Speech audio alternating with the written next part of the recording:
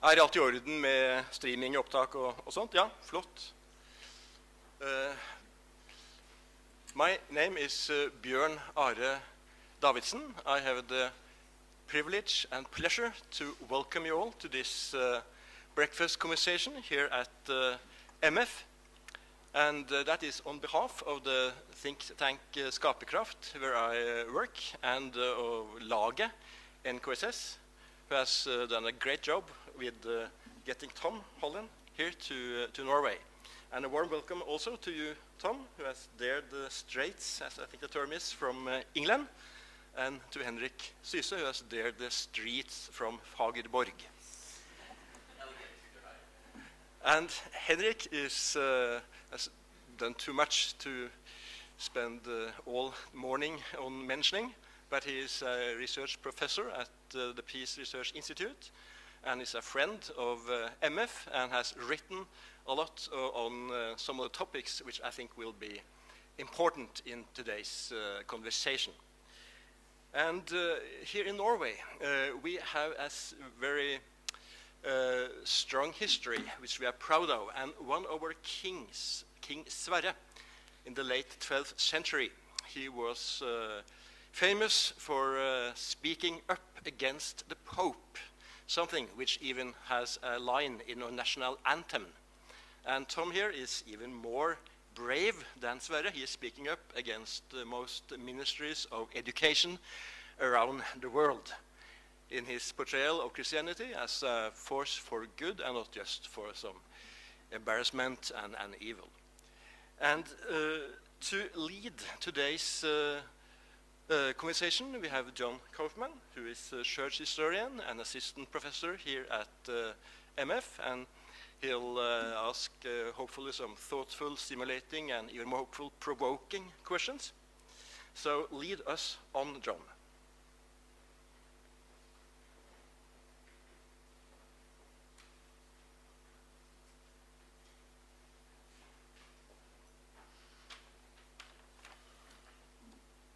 Tom Holland, it is a great honor and pleasure to welcome you to MF, to Oslo. I know you were in Oslo already yesterday, and you've had a busy week. For those who are in the audience who do not know Tom Holland, I've prepared a brief presentation. Tom Holland was born in England in 1968 and grew up near Stonehenge, which means that your interest in history might not be completely coincidental. A look at your Twitter profile, which I followed for many years, indicates that Stonehenge is still important to you, along with dinosaurs, hedgehogs, and cricket. I hope you're able to weave some of these topics into the conversation today, because I still don't understand cricket. I'm an American. You studied at the University of Cambridge, Latin and English, and you began a doctorate which you chose not to complete. You described this in an interview in 1999. I'm a historian, I've gone back to look at old interviews. You described it this way: after finishing my undergraduate degree, I began a doctorate at Oxford on Lord Byron, but I soon realized that this was a terrible mistake. I was fed up with universities and fed up with being poor. I'm sure I have colleagues at MF who can relate. Rather than completing your doctorate, you published 6 novels between 1995 and 2001, at least as far as I've been able to tell. All of them set in other time periods than our own, so historical novels with a touch of the extraordinary, like vampires. For example, rather than completing your doctorate on Lord Byron, you turned Lord Byron into a vampire in 2 novels. Many of my colleagues, again, will agree that PhD work, doctoral work, can become a vampire, sucking out your soul. But you are the only person I have heard of who has actually turned your PhD topic into a real vampire. You described your first novel in this way, in another interview back in 1999. Ateist was my first novel, and my attempt to write the great novel of the late 20th century. I put my heart and soul into it, as most first-time novelists do. I wrote it sort of with the frame of mind that this might be the only stab at writing that I might ever get. We who are here today and we who are watching the stream are happy that Ateist wasn't the only book that you wrote. While you wrote fiction, history seems to have remained your first love, and as a historian, I can relate. Over the last 18 years, you have written a long series of books on different historical periods, and I'd like to present them on the screen. Wonderful books that I recommend to my students every year as supplementary reading, and every year a few students tell me, oh, I'm going to read that one. In 2003, you wrote your first historical book on the triumph and tragedy of the Roman Republic, Rubicon, about the time up to Julius Caesar. You went on to write about the Persian and Greek War, an excellent book that I read just last week. Then you went on to write about the Christian Middle Ages, plus minus the year 1000, entitled Millennium, but we see that your books receive different titles in different countries for some reason, different covers, The Forge of Christendom. You went on to write a book about the rise of Islam, the early century of Islam, In the Shadow of the Sword.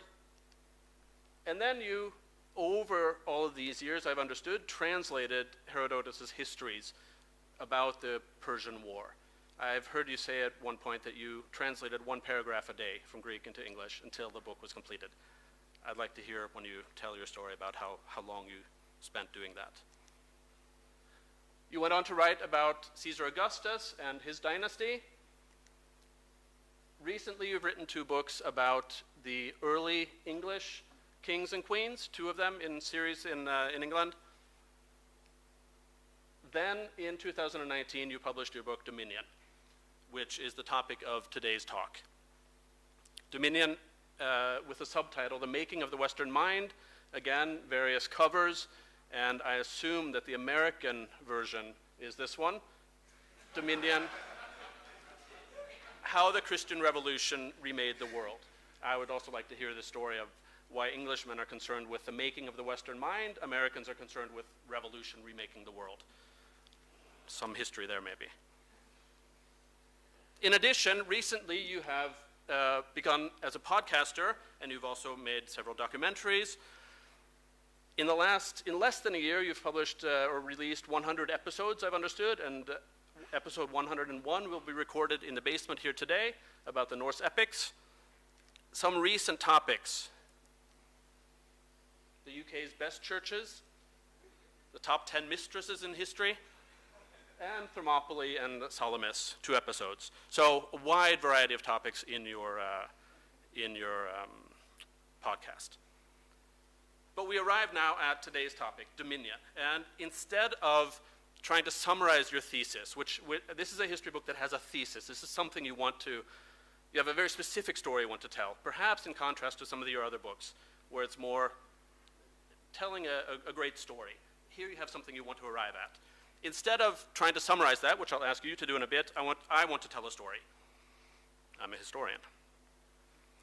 While I was sitting in my office last week, I received an SMS, a text from my daughter, who is 17. She was sitting in class in high school, and she wrote to me, "Dad, why did the Greeks create democracy in Athens?" She hadn't been paying attention in class, and suddenly she had to answer the teacher. And coincidentally, that morning, I had been sitting reading Tom Holland's book, Persian Fire, about the Greco-Persian War, and I had just read your chapter on Athens, and so I had lots of anecdotes to tell. I told her stories about why Athens created democracy. That evening, we continued talking. I'm lucky that I have a daughter who asks me things about history. We continued talking about the ancient Greeks, and I told her several stories about the Spartans who killed weak or sickly infants, because you need to get rid of the sick and weakly if you want to have a strong society. I told her stories about basically what you could compare to confirmation in the city of Sparta, a rite of initiation for young soldiers where they were sent out to kill the strong and powerful slaves, the helots, because you don't want strong and powerful slaves. The soldiers, you kill the weak ones; the slaves, you kill the strong ones. And I told her stories about Athens and the women of Athens, where married women were kept behind closed doors, hidden. Any woman you saw in public was obviously a whore. This contrast in the great democratic city of Athens. When I told her these stories, her immediate gut reaction to all of them was, "That's grotesque." And I realized that that's your entire thesis summarized in Dominion. Why do we think these stories are grotesque? Because of 2,000 years of Christianity. We have distanced ourselves from various aspects of the ancient world and have a different view of humankind, the worth of humans, and so on. Through 2,000 years of history, whether or not we ourselves define ourselves as Christians, the world on the top here is foreign to many of us because of Christianity. Tom, please tell us more about yourself, some of your books, especially about Dominion, and a little more about how you arrived at your ideas that you wanted to tell about in Dominion. Paul, no, you can do it there. Well, you touched on the Spartans throwing unwanted babies down the ravine, which was much admired, not just by the Spartans themselves as a kind of model of how to run an orderly state, but by other Greeks as well. And as a child, when I moved seamlessly on from an obsession with dinosaurs to an obsession with Roman legionaries and Spartan hoplites, all of them kind of fierce, glamorous, safely extinct.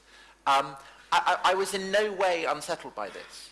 I kind of thrilled to the spectacle of power that you got, say, with a Spartan phalanx or with the Caesar's conquests in Gaul. And to be honest, I found them, say, much more exciting than, say, anything in the New Testament. So if you'd asked me who, as Jesus or Pontius Pilate, I would absolutely have been on the side of Pontius Pilate because, he had the legions, he had the columns, he had the, glamorous robes and everything, kind of much sexier. And you talked about the kind of slightly convoluted way in which I came to end up writing history. It wasn't kind of through universities, it was through fiction. And I guess I was kind of groping around trying to find out what it was that actually most made me want to write.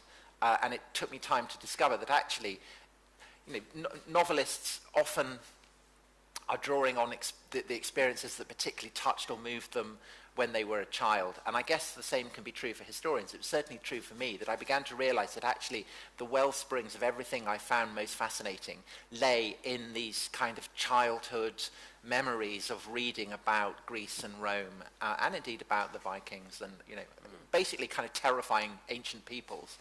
And so, as you say, the first books I wrote were on the Roman Republic, this terrifying kind of mutant state that emerges from the middle of Italy and ends up kind of conquering most of the known world. And it's such a familiar story to us that it can take an effort to realize just how peculiar it is.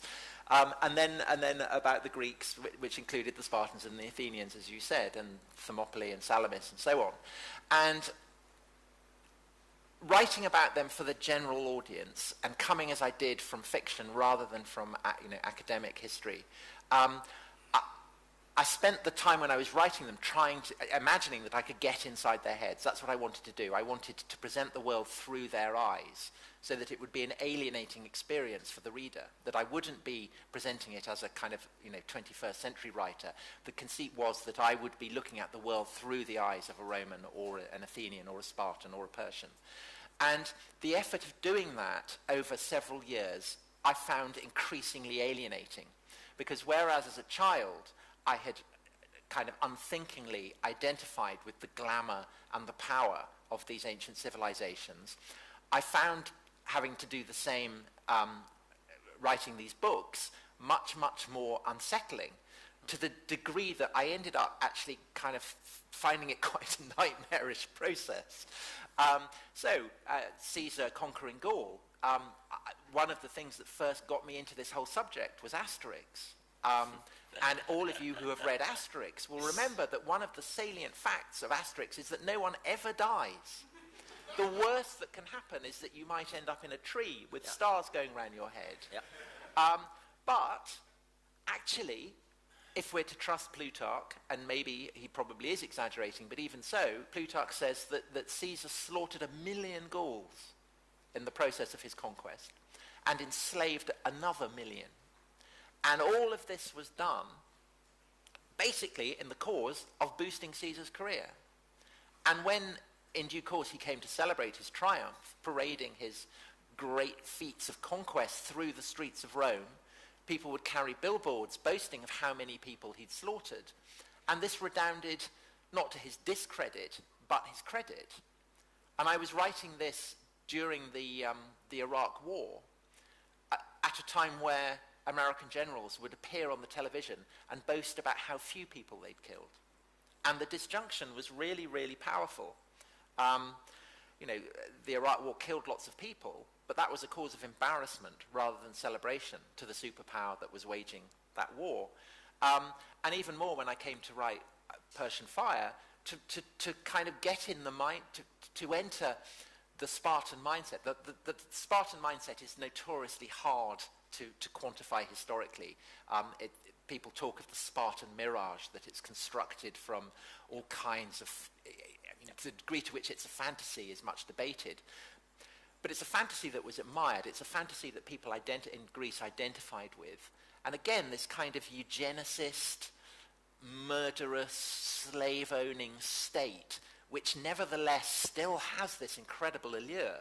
And I wrote Persian Fire before the film 300, which again, many of you may have seen. And that film begins unapologetically with kind of dead babies thrown down the ravine. And this is being presented absolutely as a great thing.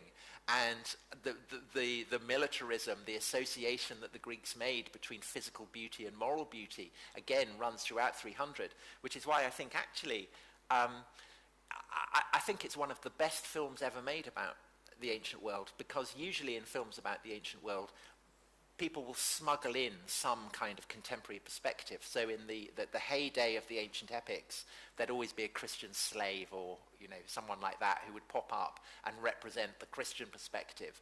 And more recently, they kind of, so you think of Gladiator, they smuggle in a kind of liberal, who wants to restore the republic, which is equated with liberal democracy. And it's as though filmmakers making films about the ancient world can't bear to just present it unadorned. 300 does that, and people have described it as a fascist film. And I think to the degree that Sparta directly inspired the Nazis, and it did, I think that's a fair comment. And so that's all by way of explaining that the obvious question that then began to weigh down on me was, what happened? What changed? Why, when you go up close to look at Rome and Greece, do they seem so terrifying? Why, by and large, and this is true, I think, even of academics, is there a reluctance to face up to just how terrifying these ancient peoples were? And perhaps above all, and this is slightly different, why was it when I was writing in English that so many words I wanted to use seemed anachronistic? So if I'd said Julius Caesar conquered France, that would obviously be an anachronism. But if I start using words like religion or secular or homosexuality, I just felt this is very wrong. This doesn't correspond to anything at all that existed in Roman society. So it wasn't just that I was kind of unsettled by the moral chasm, the ethical chasm. It was also kind of more fundamentally that the patterns of thought about that structured the ancient world had been utterly and radically reconfigured. And it was even words that came from antiquity that I'd begun to realize, actually, it was, when applied to antiquity, it was as though I was looking through a kind of haze of dust. So you mentioned Athens and democracy. And because democracy is a Greek word, because we associate it with ancient Athens, because we use the word to describe our own system of government, there's a tendency to look at Athens and say, well, this is where democracy comes from. But actually, even more than when I wrote Persian Fire, I now realize that the Athenian democracy is unfathomably weird, because demos, the demos has the kratos, the power. The demos, to translate it as people, as we tend to do, is inadequate to what it actually means. because the demos for the Athenians is actually the sum of everybody who lives, who's been sprung from the soil of Attica, those who have before had sprung from the soil of Attica, and those to come who will spring from the soil of Attica. And actually, women have a much more significant role in this than I'd realized when I wrote Persian Fire, because it's the role of the men to to decide policy, to fight, and so on, to draw up laws. But it's the role of the women, far more than the men, to negotiate the interface that exists between the Athenians, who have sprung from this soil, their autochthonous, and the kind of sense of the divine that is manifest in the Attic soil, and with the gods, and of course with Athena. And actually, for the Athenians, this is just as important as what the men are doing in the assembly or on the battlefield. It's just that because we think of democracy in terms of rights and of individuals, we tend not to see that. So all of which is saying, the question I was asking myself, basically, what happened? How is it that we are so utterly different? How is it that when we look at the classical past, really there is, as I say, this kind of haze of dust that obscures it for us? And I came to realize, well, the thesis of the book is that this haze of dust is basically Christian, and that what changes is the coming of Christianity, and that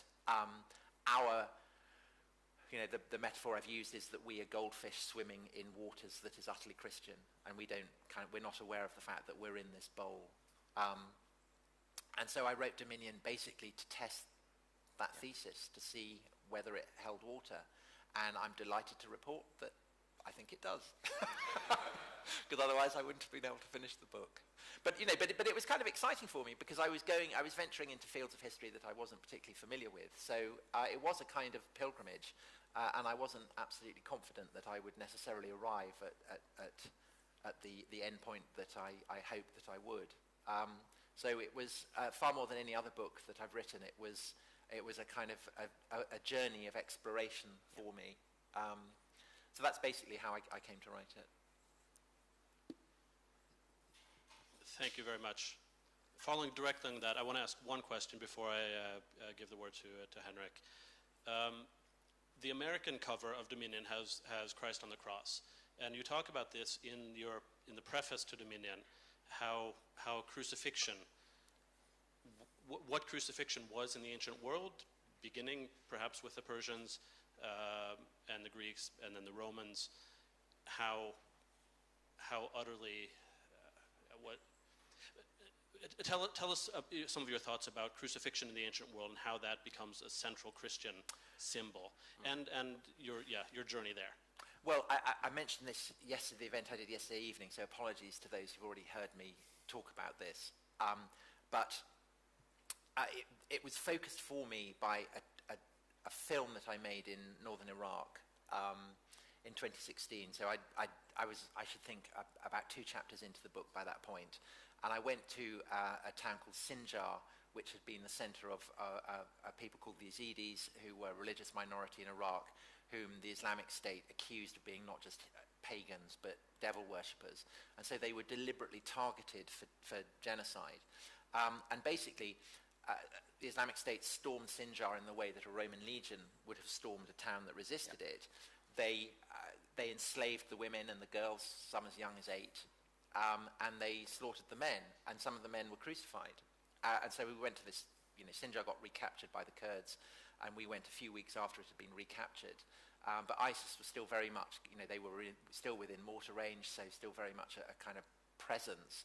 And to be in a town that had experienced crucifixion opened up this kind of abyss for me. I felt it absolutely viscerally in my guts, this sense of dread, both at the thought that, what ISIS might do to me, but also kind of in a sense, more profoundly, thinking about a world in which the cross serves as primarily as a kind of a symbol of intimidation, because the cross served ISIS as it served the Romans, as a symbol of their power, of their right to torture to death those who resisted them. And it brought home to me how fundamentally pretty much everything that I hold dear, and I think that most people in the society I've grown up in hold dear, kind of rests on the assumption that actually there is that there is value in the person who is nailed to the cross, rather than the person who's doing the nailing. And to think of living in a world where it's the person who does the nailing who is valorized and put center stage, rather than the person who gets the nails hammered through the flesh and bone, just opened this kind of abyss of dread for me. And so I came back from that filming and I rewrote the opening to the book to focus absolutely on the crucifixion, because of course I should have realized before that the cross is is a symbol of Christianity for a very important reason.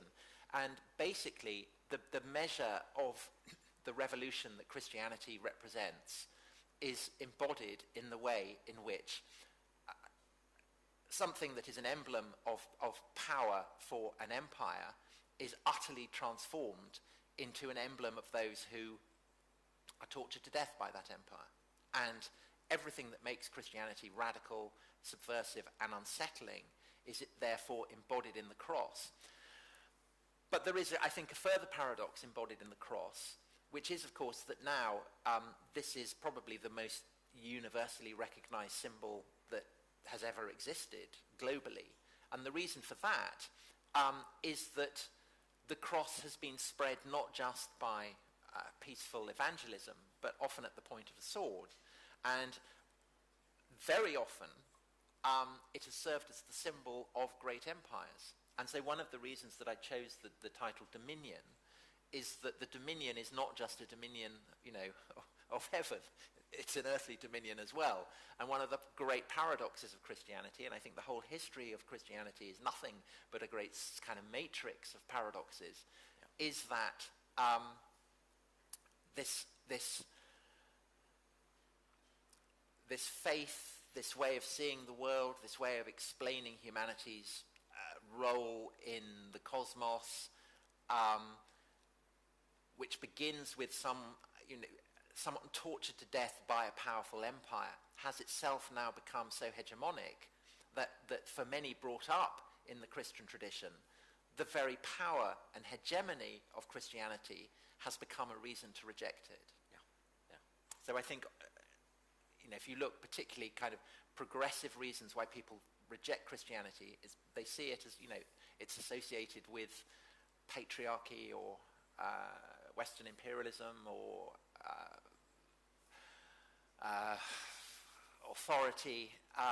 But of course the reason why these are seen as negatives in turn is rooted in Christian assumptions. So that's just kind of illustrative of the way in which it's almost impossible to escape this nexus of paradox. Thank you so much. Thank you to MF, to Laget, to Skaperkraft for bringing Tom here. It's quite an event and great to sit here with you. I'll make 4 short introductory points, which are kind of personal, and then I'll ask you a question. Firstly, a note of personal thanks, because I sat on the Nobel Committee when we gave the Nobel Peace Prize to Nadia Murad.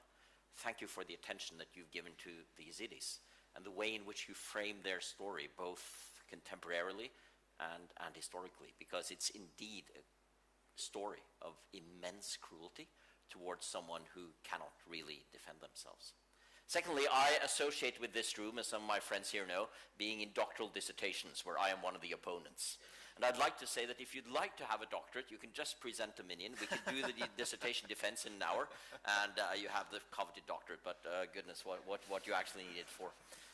As I said to you on the outside too, and I'd like to recommend reading Tom Holland to you, there is not just good storytelling, but also solid research, and I'm sure you can attest to as a historian. And I compared it to my wife, who sometimes lies in bed in the evening listening to her radio beside the bed, and she's listening to BBC World Service. And she says it's so beautiful because it's as if someone else is doing the job. She can just lie back there and just receive all these things. Here's a new report from India, and they've already done the work for me. And you've done a lot of work, I think, just looking into the notes and looking into the kind of backgrounds you have for finding these stories, because there's a lot of myth-making out there. And that's immensely valuable. And the final thing I'll say is my socks are not just here by coincidence. They are actually Beatles socks. And they're in honor of one of the chapters in Dominion, which starts with a famous event in London in June 1967, right before you were born and right after I was born, when they played All You Need Is Love, and you show how that event was suffused with Christianity. And it's interesting that the one who wrote that song, who famously wrote Imagine and was seen as a spearhead of an atheist movement, wrote two songs towards the very end of his life.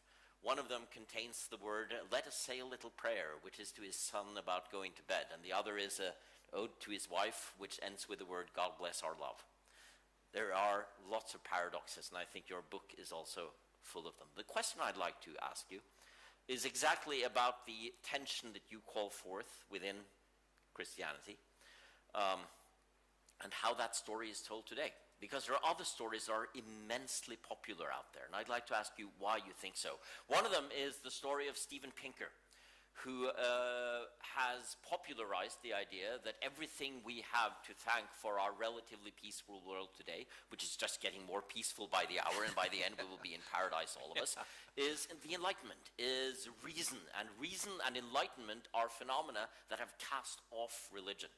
I am a researcher at the Peace Research Institute Oslo, and for our 60th anniversary, some of you were there, we had Steven Pinker as a speaker.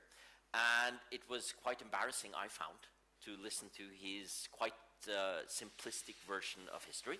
But I also saw how many of my wonderful colleagues, and I emphasize wonderful learned colleagues, were so enamored by his story because it seemed to fit so well with the story of many peace and conflict researchers today, namely that overall things are getting better.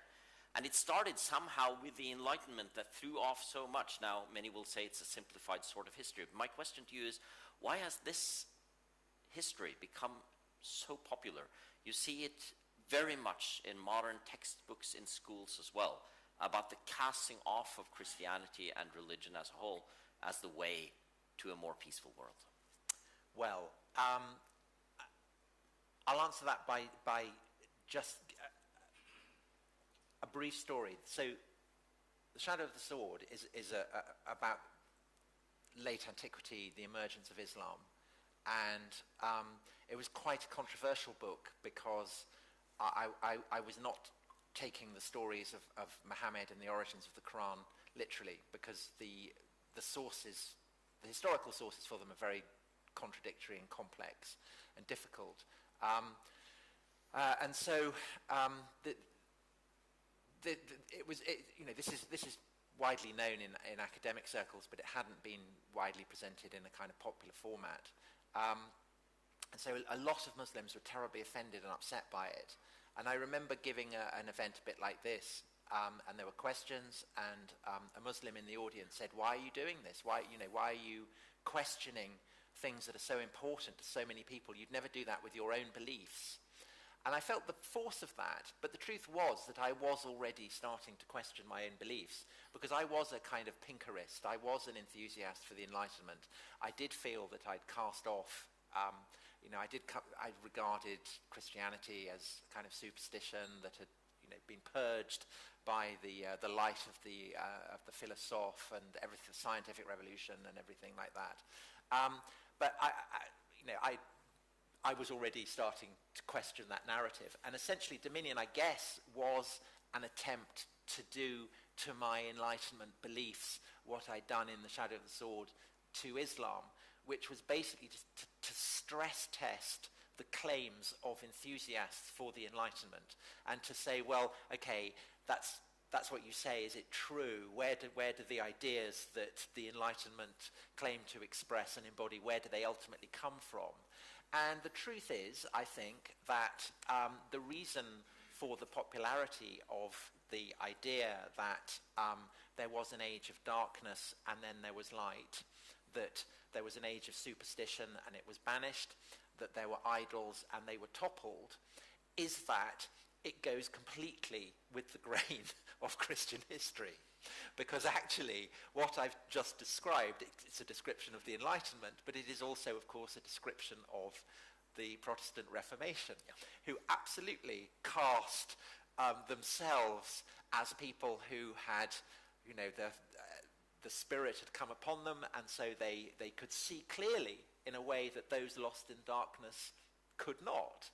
And it's the Protestant reformers who, for instance, start to cast the centuries that preceded the age of Luther and Calvin as a kind of Middle Age. And the Middle Age for the Protestant reformers is one basically, let's say, from the age of Gregory the Great, who was the only pope that, the last pope that Luther was willing to accept had in some way been a good thing, up to Luther. And this was, so everything between Gregory the Great and Luther was cast by the Protestant reformers as a kind of Middle Age, a sump of superstition and idolatry that had to be banished. What all the Enlightenment did was to take that model and to just push it back a little further, so that the Middle Age basically ran from, that supposedly this age where people talk about science in the Library of Alexandria, and then Christians come along and just willfully destroy it just for the fun of it because they're bad. And so that model basically draws on the traditions of Protestant anti-Catholic polemic. And again, when you look at this kind of Steven Pinker, Richard Dawkins narrative about how there's been a war between religion and science, between benighted superstition and progress, you realize that actually all they're doing is drawing on the inheritance of Protestant propaganda, of which I guess the archetype would be Galileo. The idea that Galileo is tortured sometimes to death, you will be told, or imprisoned in dungeons or whatever, and that this was because he was speaking the truth, and the Inquisition couldn't bear to hear the truth. I mean, it's all wholly false, completely false, tendentious narrative. But it got picked up by Protestants, and it got widely promulgated. So it happens against the backdrop of the 30 Years' War, and Voltaire, and then in due course, Huxley, and then into Pinker and Dawkins. They're just recycling this as a complete myth. But of course, it's not just the Reformation that is drawing on this idea that idols have to be toppled, because here we are in Norway, where the same thing happened. Missionaries came here and they overthrew idols, and they banished Odin from the mead halls, doing exactly the same thing.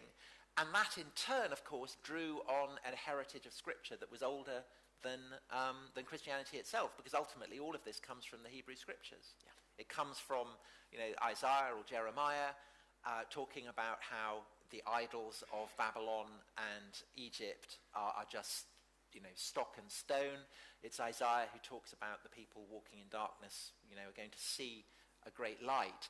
And in a sense, the whole Christianity is a massive process of desacralization, I think. Yeah. The Hebrew prophets are banishing the supernatural. They're banishing the divine from springs, yeah, from groves, from hilltops, and the divine is kind of migrating, yeah, kind of out there, up there. And the Reformation is about a further process of desacralization. It's about banishing hocus pocus, whether from the Mass or from holy springs or from relics or whatever. And in a sense, Steven Pinker is just pushing that a little bit further, because I think there is a sense in which atheism is a logical endpoint for this strain within Christianity, this drive to banish superstition. Yeah. Because in the end, the logical endpoint is to say, okay, well, we'll banish God altogether. Yeah. But you remain within the paradigm of the myth. Yeah. May I just follow up, and then I'll give the word back to you. Suddenly I'm leading the conversation. Sorry, John. You're the boss here. But if I may follow up on that, and thank you very much, philosophically. What you're saying is very parallel to the philosopher and historian Eric Voegelin and his concept of de-divinization, which he says is a central part of what has happened in Christian history. But someone like Voegelin and several alongside him, inspired by Hans Jonas, for instance, and the idea of the axial age, would say that there is maybe one danger to the way in which you portray history, namely that it becomes exclusively Judeo-Christian. Someone like Vogelin, just to refer to him, would say that there is something in being a human being as such, which is about living in tension between all the things that happen in this world, all the things that change, and an idea of something that's eternal. And he uses this Platonic term of the metaxy to be in the in-between. So if I may, since you know so much about ancient history and ancient philosophy, if one reads Plato or Aristotle or Cicero, one sees some of this worry against Sparta, for instance, reading Plato's Laws, first book of Plato's Laws, which are also wellsprings of some of the same things, which is not gainsaying your thesis at all, but which is saying, can we search for this also in other experiences of humankind, for instance, within Islamic history? Well, you said Judeo-Christian. I would never use that phrase. I know. I haven't found it in your because actually, I think that it implies that there's a natural synergy between, let's say, Judaism and Christianity, from which Islam is excluded. But I think Islam is, in many ways, Jewish and Islamic understanding of the cosmos is much closer. Yeah. And Islam is a radically, even more than Christianity, a far more kind of, its opposition to idolatry is absolutely foundational to it. Yeah. The stories that are told of Muhammad is that he goes back to Mecca when he returns as a conqueror, and he smashes all the idols in the shrine at Mecca. And you talked about, we've talked about the Yazidis. That is the hatred of anything that smacks of idolatry or heathenism is kind of fundamental to it. So I think I would absolutely include Islam in it. I think the different, so why does Islam not end up kind of in atheism to the same degree, say, as Christianity? And I think there are kind of complex reasons for that.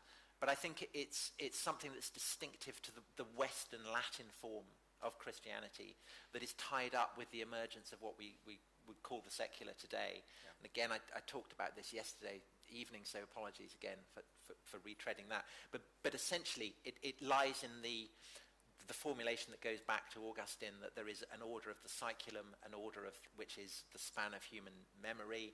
So it's that to live in the fallen world is to exist amid flux, and that against that there is a kind of a radiant eternity up in heaven, to which the church provides the religio or the bond.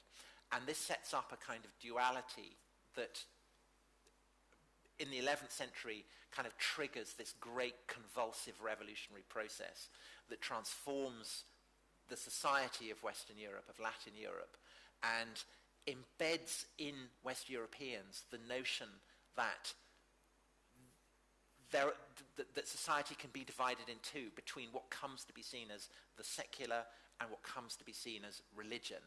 And basically that fuses with this kind of, these endless cycles of campaigning against idolatry and superstition to essentially kind of bundle the supernatural and the divine into a kind of pocket that can then be shoved to one side, and the secular expands and expands and expands until people forget that the origins of the secular actually lay in Christian theology.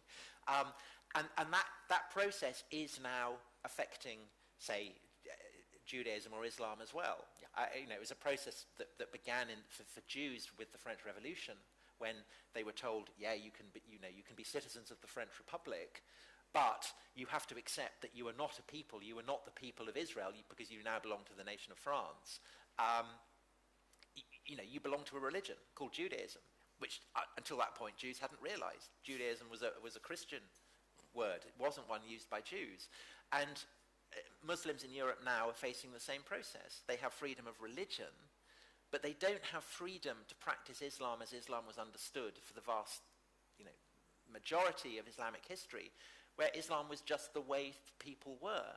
Again, Muslims didn't have a sense of something called Islam being a religion that existed in kind of counter-distinction to something called the secular. That's something that gets introduced, first of all, by Napoleon when he invades Egypt, but kind of spreads over the era of European colonialism and then over the era of American hyperpower. And the consequence of that is, I think, that the entire world, to that extent, has been Christianized. Yeah. If there are Hindus who think they belong to something called Hinduism, if there are Jews who think they belong to something called Judaism, that's reflective of a fundamentally Christian way of seeing the world. And I think that once it's happened, it's very difficult to get back to it. You could argue that the foundation of Israel is an attempt to do that. It's an attempt to get back to a sense of the Jews as the people of Israel, rather than belonging to a religion. In a kind of absolutely grotesque way, that's what the Islamic State is about as well. Founding a caliphate where, Islam is more than just a religion in a secular state. It's something that is seen as suffusing everything. But I think the kind of the grotesque, bloody, kind of nihilistic quality of the Islamic State shows that in a way, you can't get the genie back in the bottle. You can't step into the same river twice. So I think that to that extent, it's not just people in Christian societies or post-Christian societies that bear the stamp of this revolution. It's across the entire world. I mean, the whole discipline of anthropology and everything is absolutely shot through with these assumptions. The academic idea that you can kind of step back and look at, what people believe objectively as though you're looking at kind of a beetle beneath a microscope. It reflects deep-grained Christian assumptions. Thank you. Thank you very much for this. Following up on that, I think the question I prepared is connected. You talk in your book about how ideas like the universe, or the value of all human life, the intrinsic value of all human life, universal human rights, the value of the poor or the weak or the slave or the foreigner or the refugee, that all of this comes from Christianity in some way or another, the idea of love of neighbor and universal human value. At least that's how I read some of your argument. Some would argue, based on that all of those things will be weakened as Christianity is weakened in society, as Christianity diminishes, where there are fewer and fewer Christians in the West, the source of all of these ideas is weakening. Some would argue then that those ideas themselves will also weaken. We need to strengthen Christianity's place in society, or one reason would be because, well, you believe that you have to be a Christian in order to be saved and go to heaven. But another argument would be you need to strengthen Christianity's place in society in order to strengthen human rights, universal human values, care of the poor and the refugees and all of this. Do you see any connection there? You talk about this tendency of Christianity going towards atheism, secularism just growing and growing. But do you see a danger in all of these values then diminishing? Well, I mean, first of all, I should say that I think that Christianity is the cocktail that works. So it's not like these ideas come just from Christianity. Essentially, it's a kind of fusion of the Jewish Genesis, the idea that all human beings are created equally in the image of God, and the Stoic, and even kind of the inchoate ideas of Roman universalism as well. So it's a kind of fusion of all these different trends. But it's definitely, I mean, it's the one that stamps us. And if you don't believe in God, then obviously it's kind of mythic. What are the foundations for it? And I hesitate to invoke the name of a philosopher in the presence of a great philosopher, but the guy who notoriously and unsettlingly points this out is Nietzsche, who basically, and the depth of Nietzsche's scorn, particularly for English liberals, is always bracing. The idea that you can somehow cling on to Christian belief, Christian values when you've lost Christian belief, and Nietzsche's argument essentially is that in the long run this is not going to happen, that God's corpse is going to decay. But I think what Nietzsche didn't know was that exactly what was going to happen in the decades that followed his death. So obviously what happened was the rise of fascism, and fascism was a conscious attempt to repudiate the Christian inheritance, because it looked backwards to the time before Christianity. Obviously, its very name harks back to the the fasces, the rods that the bodyguards of Roman magistrates carried on their shoulders. And it looked forward to the future. So Mussolini was obsessed with, tanks and racing cars and shiny planes and things like that. And with Hitler, it obviously took on a particularly toxic form, because Hitler was convinced that the Greeks who built the Parthenon, the Romans who conquered the empire, were of Nordic stock, that they were Aryan. And so the obvious question then was, what went wrong? Why did the Roman Empire fall? And Hitler blamed it on the Jew Paul, the rootless cosmopolitanism of the Jew Paul. And Hitler's determination to wipe out the Jews, and I think that this is kind of the most grotesque paradox in this whole history of paradoxes that Christianity represents. Hitler targeted the Jews for genocide, in part because he blamed them for Christianity, even as he was drawing on the kind of anti-Semitic tropes that had derived from Christian anti-Judaism.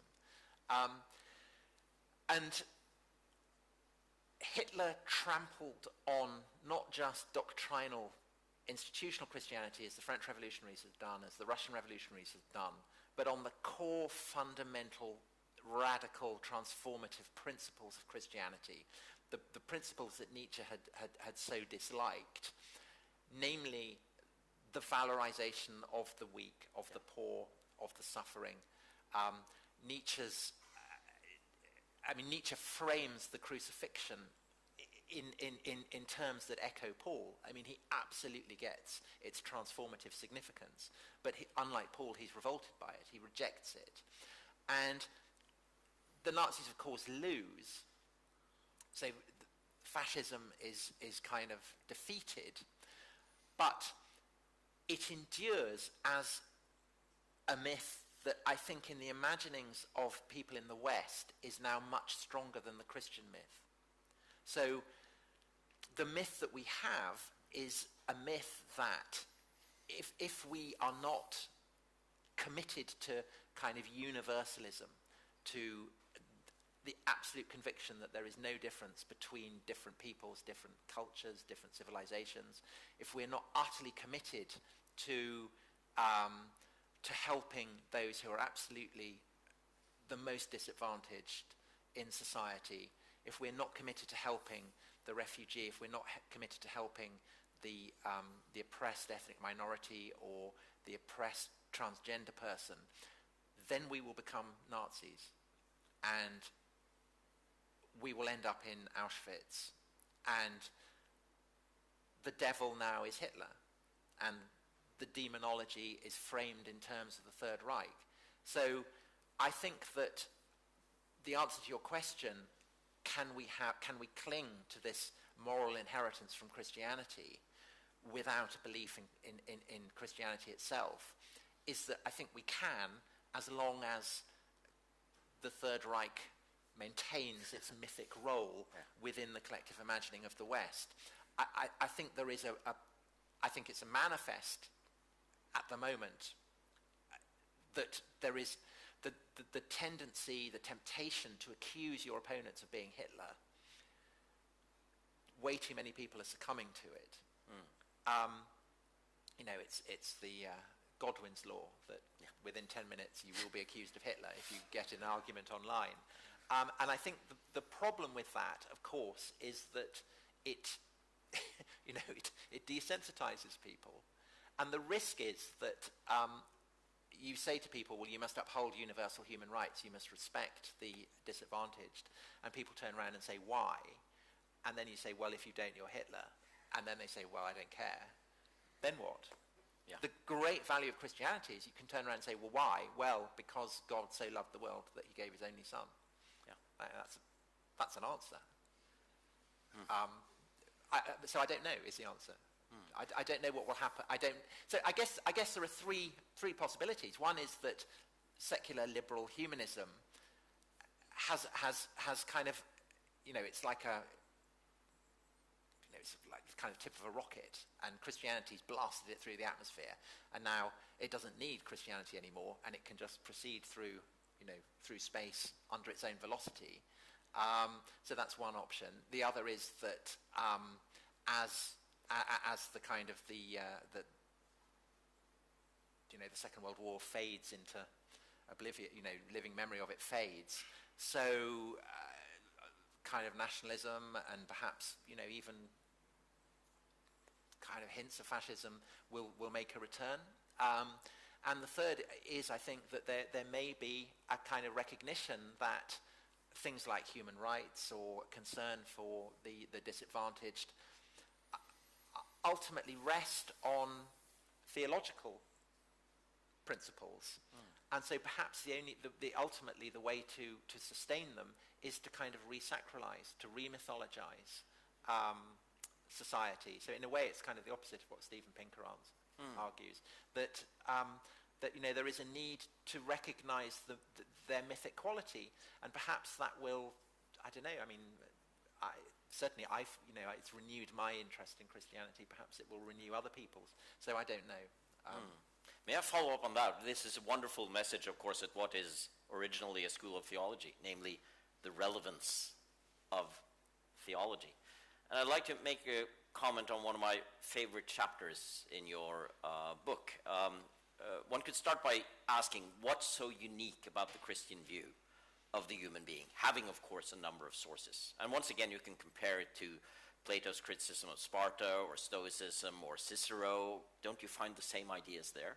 Well, there is something about the view of the individual actually being a creation of God, and thereby having something divine in him or her, whoever you are, obviously with roots in the story of Genesis.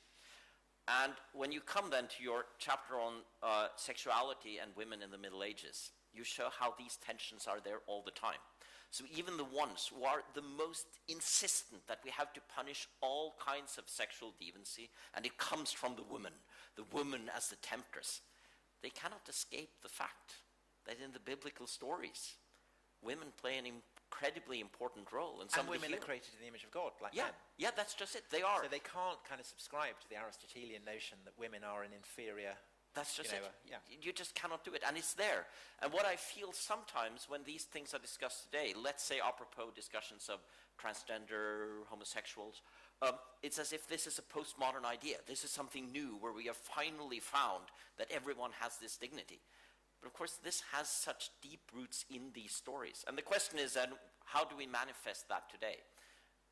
And one of the ways, in my view, that this happened was in 1948 with the Universal Declaration of Human Rights, where you had a huge discussion in the committee, coordinated by Eleanor Roosevelt, about how do we start this thing? Do we start it with some kind of statement from philosophy or theology? No, we can't do that, because everyone is supposed to subscribe to it, so we can't do that. How do we get the Buddhists to sign? But we can do it through the concept of inherent dignity. Because inherent dignity can be argued for from different points of view, what John Rawls would later call an overlapping agreement or overlapping consensus. But if one looks more closely at the reasoning of someone like Eleanor Roosevelt, she was quite clear in her mind that this comes from Christianity, because it's a view of how something is infused in the human being. And maybe that is one way also to speak theologically or metaphysically about the human being today, which is quite amenable to also modern sensibilities.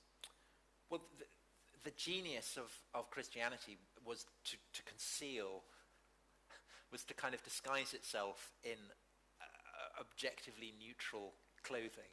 Yeah. So, of course, the Declaration of Human Rights is absolutely, as you say, shot through with Christian assumptions, but it's mediated for us by the similar declarations in the French Revolution. Yeah. And it's telling that it was, the United Nations one was signed in Paris.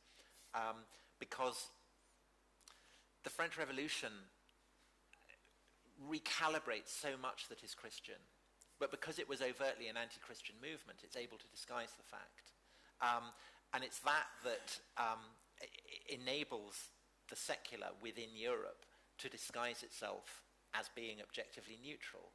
So laïcité in France is obviously, in a way, the most militant expression of that. But the very word derives from, the ancient Greek term for the Christian people. And so inevitably, in the French context, or indeed the entire European context, it's much, much easier for Christians to accept the existence of a secular state and their role within a secular state than it is, say, for Muslims, for whom this is all very alien concepts. And that's why, on the more radical fringe of Islam, there is such hostility to the United Nations. Yeah. It's why, the United Nations Center got blown up in Baghdad, because it's, and I think increasingly we see in the non-Christian world an understanding on the part of people from different cultural traditions that in a way the Western conceit that the language of secularism and so on is neutral, that this is simply not true. And it's very manifest in India, I think, with Modi and Hindutva. It's the kind of the great Muslim spokesman for this at the moment is President Erdogan in Turkey. And both Modi and Erdogan absolutely recognize that the secular is basically a kind of, it's an alien way of seeing the world. And what is unsettling, I think, in the Indian context, is that Modi sees far more clearly than the traditions that descend from the founding fathers of Indian independence, that actually the whole framework of Indian secularism is an inheritance from the Raj, from the British, and specifically from the kind of cultural Protestant traditions that the British had brought to India. So that's unsettling, I think. Yeah. And likewise, in Turkey, Erdogan sees very clearly that the secularism that Ataturk introduced and enshrined within Turkey, was not in any way neutral. And so the great symbol of that is his reconversion of the Byzantine Cathedral of Hagia Sophia, which was converted into a mosque and which Ataturk converted into a museum, a secular space.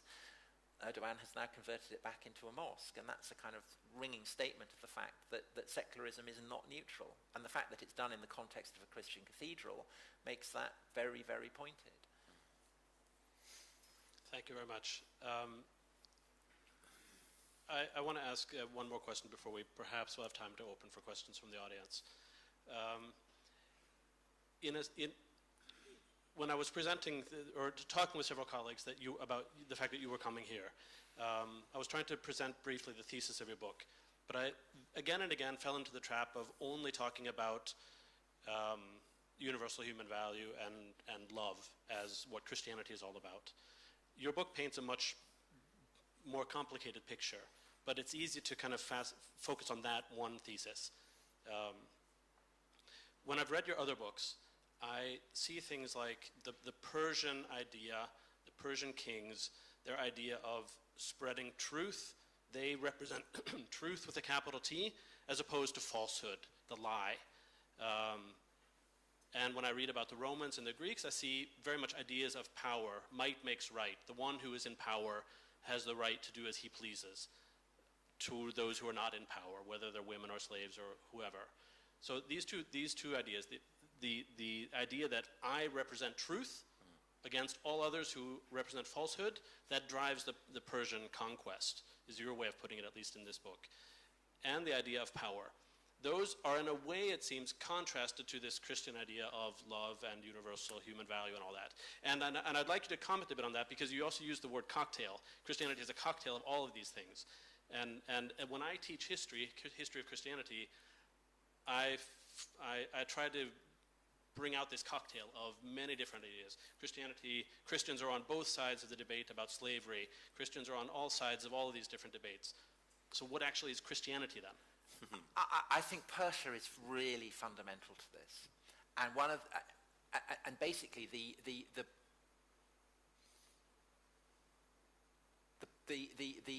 kind of the area of research that put me onto an interest in this whole field was looking at how Darius the Great, who comes to power, so the Persian Empire is founded by Cyrus the Great, his son Cambyses dies, and there's then a civil war, and Darius emerges to the rule of the Persian Empire he's blatantly a usurper, but he claims to be on the side of truth and light. And he accuses his enemies of being liars in the way that obviously shows that he himself is a massive liar. I mean, that's fairly evident, I think. And the Persian kings come to see themselves basically, in a kind of Fukuyama sense, as embodying the end of history. The Persian Empire is perfect, so therefore you don't need to write history. So the Persian kings are kind of presented not in individual terms, but in kind of, abstract. They are kingship. They are majesty. But there's one exception that proves the rule, and this is a great inscription put up by Darius himself, because he essentially is having to justify his usurpation. And so this is where all this language about, my enemies were liars, they were false, I crushed them. And there's one... In part of this inscription, he describes a war against a people called the Elamites, who inhabit the mountains between Iran and Mesopotamia. And they keep rebelling.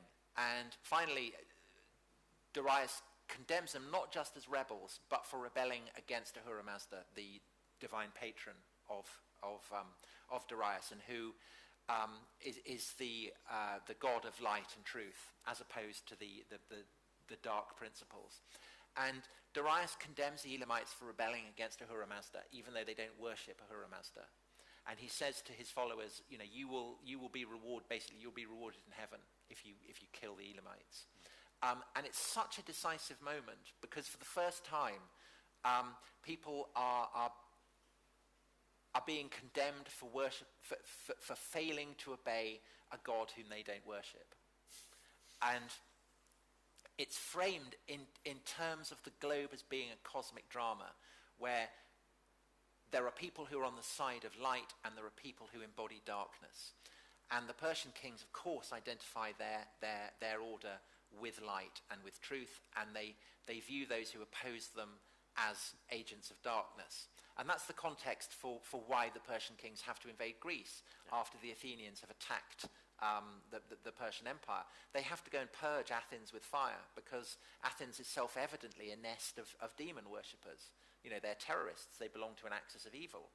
And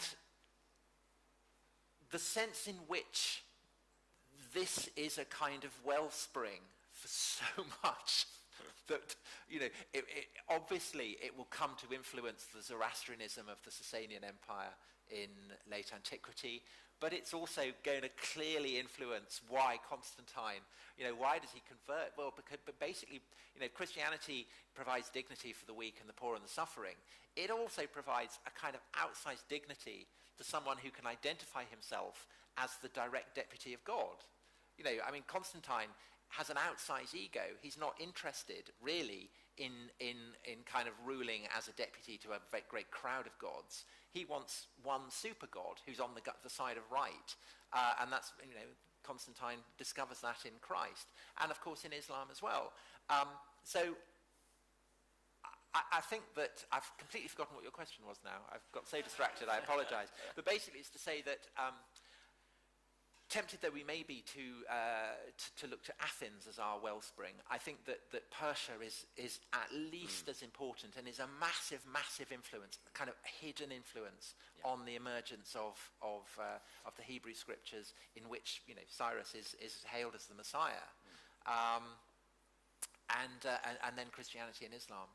Sorry, I've completely forgotten what your question was. And the question, which you perfectly led up to now, thank you for telling everything I wanted to say about all this, is much better than I could have, is in what way then is Christianity a cocktail of all of this? Not only the Pauline and Christ's idea of universal human value and love the poor and all that, but also might makes right. You have power and you do as you please. Also this absolute belief in one's own representation of truth. I represent the truth. That goes through all of Christianity as well. Jesus is taken by Satan and tempted, and he's given the prospect of earthly power, and he rejects it. And so when he gets arrested, he tells Peter to put up his sword, and he allows himself to be subjected to capital punishment and execution. the temptation of earthly power, of dominion, is one that has never ceased to haunt Christians. And it's haunted them from the time of Constantine up to the time of George Bush, that you cast yourself on the side of the angels, and you end up with blood on your hands. But the point is, of course, that it's Christianity that frames it in those terms. Christianity, of course, has inspired all kinds of imperial adventures, be it Charlemagne slaughtering the Saxons, or the conquistadors kind of, crashing along the road to Tenochtitlan, or Afrikaners voortrekking into the depth of South Africa. But for all that, what is distinctive, I think, about Christian imperialism is this nagging anxiety that Christ himself suffered death at the hands of an empire. And so the imperialism of the West has always contained within itself the seeds of its own destruction. Yeah. You mentioned the podcast we did. Yesterday was on African decolonization with a Nigerian thinker who pointed out more starkly than I would have had the courage to do that the ideological inspiration for African decolonization was entirely from the West.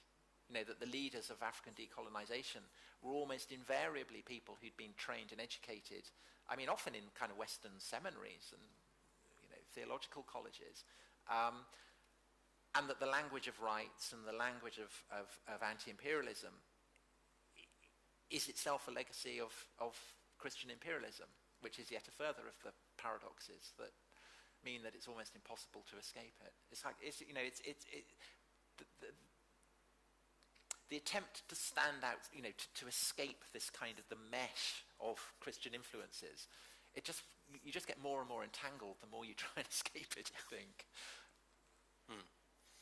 Thank you very much. Henrik, do you have a final comment or a very brief question? We are running out of time. I would just say that I think we are touching on really important questions of politics and society as well. Because one could have this misunderstanding that what we're doing here is delving into history and how interesting it is to see what happened a millennium ago. But I think these are crucial questions for the future of rule of law, for the future of the concept of human dignity and human rights. And let me just mention very briefly that I am fortunate to be part of a project that is done within this think tank, Skaperkraft, which is about the next decade, where we have several celebrations of Christian anniversaries. Most importantly, probably the 1030 anniversary of the battle at Stiklestad, which in many ways is the starting point of Christian Norway. And the question is, what are we celebrating?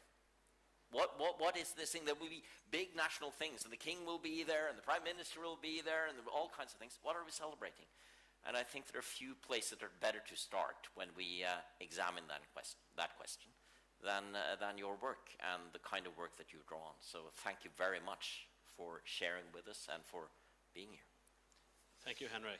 One final, I want to give you the opportunity to at least mention your podcast that you will be recording afterwards, since you are in Norway, since it has a Nordic context. Give us a little commercial for your podcast.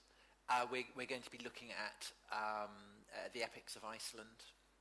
So we're going to be looking at the Norse settlement of Iceland, of Greenland, of Vinland, the way in which the epics were transmitted, the relationship of the paganism within the Eddas to the process of Christianization, and I'm sure we'll have loads of stuff about how awful the Norse kings were, the Norwegian kings were to the poor Icelanders. So apologies for that.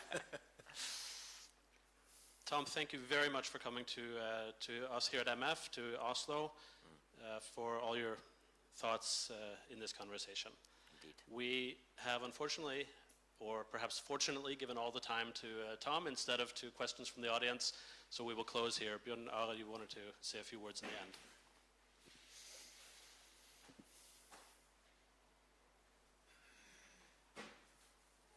thank you very much for your guidance and questions, John, and for your participation and stimulating thoughts, Henrik and Tom. And we have these small gifts for you as to show our appreciation. Thank you. Thank you. We can give it to our wives. Thank you very much. Lovely. Thank you very much. Thank you.